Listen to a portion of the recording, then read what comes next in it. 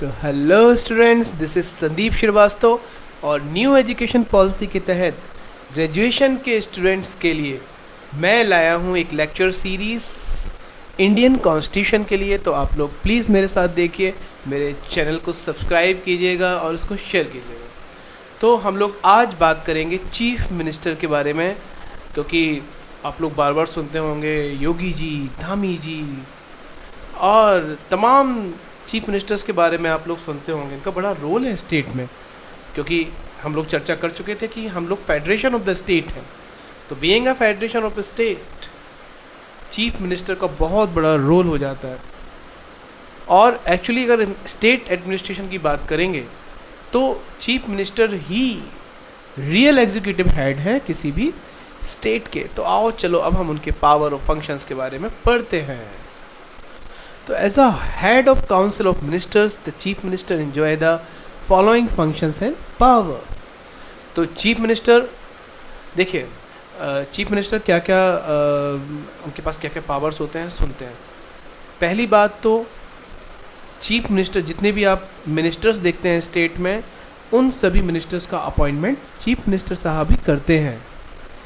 इसके अलावा जो मिनिस्टर्स को पोर्टफोलियो दिए जाते हैं, जैसे आप महिला विकास मंत्रालय ले लीजिए, आप रोज़गार मंत्रालय ले लीजिए, आप आयुष मंत्रालय ले लीजिए, आप प्रसन्नता मंत्रालय ले लीजिए, जो भी मंत्रालय जो पोर्टफोलियो बांटे जाते हैं मिनिस्टर्स को, वो कौन बांटता है? माननीय चीफ मिनिस्टर जी।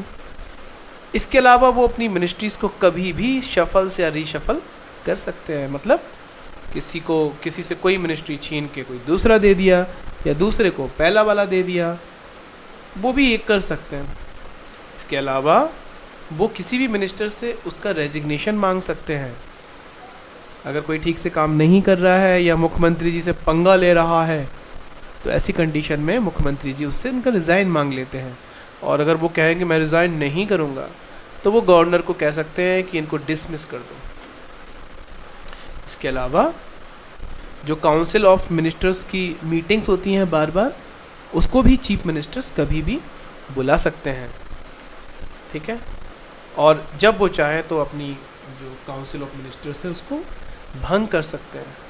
और मिनिस्टर्स को जितना भी गाइड करना होता है, डायरेक्ट करना होता है, कोऑर्डिनेट करना होता है, कंट्रोल करना होता है, ये सारा काम चीफ मिनिस्टर्स ही करते हैं।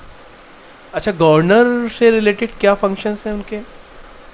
तो देखिए, एक तरह से ना जो चीफ मिनिस्टर होते हैं वो मेन चैनल हैं गवर्नर और काउंसिल ऑफ मिनिस्टर्स के बीच में, क्योंकि गवर्नर को भी जो अपॉइंटमेंट से रिलेटेड, जो अगर हम मिनिस्ट्री की बात करें, तो वो सलाह भी तो चीफ मिनिस्टर ही देते हैं। यानी कि एक बार चीफ मिनिस्टर का अपॉइंटमेंट हो गया, इसके बाद गवर्नर जो भी अपॉइंटमेंट करते हैं, जो भी हमने पढ़ा था कि गवर्नर को ये सब अपॉइंटमेंट करने के अधिकार हैं, तो वो सारे अपॉइंटमेंट गवर्नर करते किसकी सलाह से?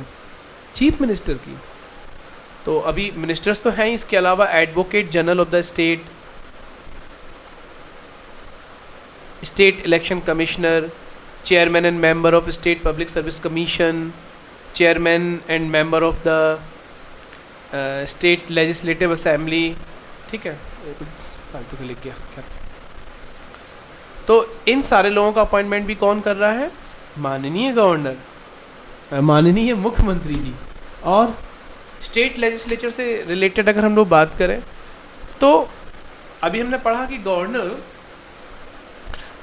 बुलाते हैं सेशंस, लेजिस्लेटिव असेंबली के सेशंस को गवर्नर बुलाते हैं, लेकिन हकीकत ये है कि गवर्नर को ऐसा करने की सलाह चीफ मिनिस्टर ही देते हैं। इसके अलावा जो सरकार की पॉलिसीज़ होती हैं वो भी फ्लोर पे तो गवर्नर ही रखते हैं, वो मुख्यमंत्री जी ही रखते हैं। इसके अलावा अगर कोई बिल पेश करना होता है तो वो भी चीफ मिनिस्टर ही इंट्रोड्यूस करते हैं। इसके अलावा लेजिस्लेटिव असेंबली को अगर डिसॉल्व करना है तो वो भी चीफ मिनिस्टर ही करते हैं, या चीफ मिनिस्टर की सलाह पे गवर्नर करते हैं। और क्या फंक्शंस हैं? देखिए, as a leader of ruling party, क्योंकि वो रूलिंग पार्टी के लीडर हैं, तो चीफ मिनिस्टर को ही अपनी पार्टी और अपने जो विधायक हैं उनको डिसिप्लिन में रखना होता है। जैसे कि अभी बीच में आपने देखा था कि जब मोदी जी नए नए प्रधानमंत्री बने थे, जब उन्होंने अपनी मिनिस्ट्री बनाई थी, तो उनका पहला काम यही था कि वो रैंडमली कॉल किया करते थे अपने कार्यालयों में, मिनिस्ट्रीज़ के, और पता करते थे कि जो मिनिस्टर साहब हैं वो ऑफिस पहुँचे कि नहीं पहुँचे। और अगर वो नहीं पहुँचते थे तो वो उनको बोलते थे कि भाई टाइम पे ऑफिस पहुँचो, वरना आपको मिनिस्ट्री से हटा दिया जाएगा। तो जो एज अ रूलिंग पार्टी के जो हेड हैं, वो लीडर हैं, तो चीफ मिनिस्टर का काम होता है कि वो डिसिप्लिन डेवलप करे। डिसिप्लिन बहुत ज़रूरी है। दूसरा, चीफ मिनिस्टर को ही ध्यान में रखना चाहिए कि different section of the people की जो डिमांड है उसको वो पूरा करें। भले ही वो 35-40% वोटों से जीते हैं, लेकिन अगर डेमोक्रेसी बनाए रखनी है तो अब वो 100% लोगों के नेता हैं। तो उनको ये बिल्कुल नहीं सोचना है कि हमें किसने वोट दिया, किसने दिया।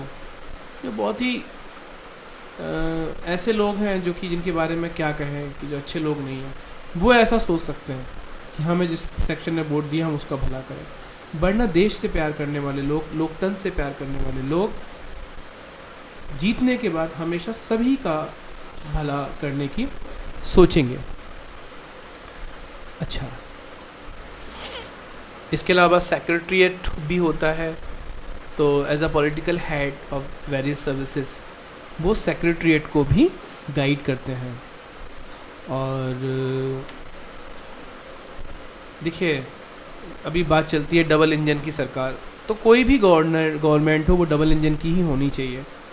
तो एक अच्छी स्टेट गवर्नमेंट को हमेशा यूनियन गवर्नमेंट से बहुत अच्छे रिलेशन मेंटेन करके चलने चाहिए।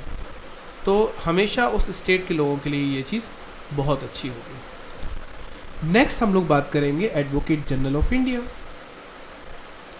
अच्छा, अभी हम लोग बात कर रहे थे अटॉर्नी जनरल ऑफ इंडिया की ना, तो उसी तरीके से एडवोकेट जनरल ऑफ इंडिया भी होते हैं। यानी कि अटॉर्नी जनरल पूरे देश के थे, तो advocate general of India law officer होते हैं, हाईएस्ट लॉ ऑफिसर होते हैं ये स्टेट के। अब इनका अपॉइंटमेंट कैसे होता है? तो इनका अपॉइंटमेंट गवर्नर करते हैं। और कौन बन सकता है एडवोकेट जनरल ऑफ इंडिया? वो व्यक्ति जो कि हाई कोर्ट जज बनने की योग्यता रखते हैं, वो एडवोकेट जनरल ऑफ इंडिया बन सकते हैं। और इनका भी जैसे अटॉर्नी जनरल का कोई टर्म फिक्स नहीं है, ऐसे इनका भी कोई टर्म फिक्स नहीं है। यानी कि जब चीफ मिनिस्टर और गवर्नर चाहें तब तक वो एडवोकेट जनरल रह सकते हैं, और जब वो नहीं चाहेंगे तो उनको हटा दिया जाएगा, तो रिप्लेस कर दिया जाएगा। ओके, अच्छा, और उनका भी रेम्यूनरेशन कोई फिक्स नहीं है। जैसे अटॉर्नी जनरल का रेम्यूनरेशन फिक्स नहीं था, तो ना तो उनका टेन्योर फिक्स है और ना ही उनका कोई रेम्यूनरेशन फिक्स है। तो अगर ड्यूटी ऑफ फंक्शन की बात करें तो आपको अब बहुत ज़्यादा याद करने की ज़रूरत नहीं है। अगर आपने अटॉर्नी जनरल याद कर लिया तो उसको स्टेट के बिहाफ में लिखते जाइए, तो वो एडवोकेट जनरल हो जाएगा। जैसे अटॉर्नी जनरल में हम लोग बात कर रहे थे कि वो केंद्र सरकार को लीगल मैटर्स पे सलाह दे रहे हैं, सजेशन दे रहे हैं, तो उसी तरीके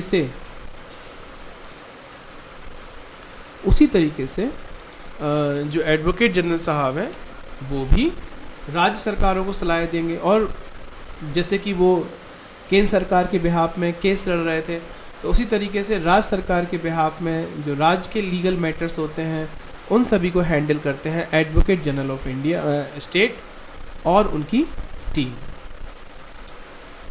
यानी कि अगर राज्य को कोई केस भी फेस करना है तो राज्य के बिहाफ में डिफरेंट हाई कोर्ट्स में या सुप्रीम कोर्ट में जो अवेलेबल होंगे या राज्य का पक्ष रखेंगे, तो वो होंगे एडवोकेट जनरल ऑफ स्टेट। तो स्टूडेंट्स, ये है एडवोकेट जनरल ऑफ स्टेट। अब नेक्स्ट यूनिट 3 हम लोग शुरू करेंगे नेक्स्ट लेक्चर में। तो अभी का लेक्चर इतना ही। और प्लीज़ सब्सक्राइब कर दीजिएगा, शेयर ज़रूर कीजिएगा और मुझे कमेंट में बताइएगा कि आपने शेयर किया और आपको ये वीडियोस कैसे लगे। Thank you students.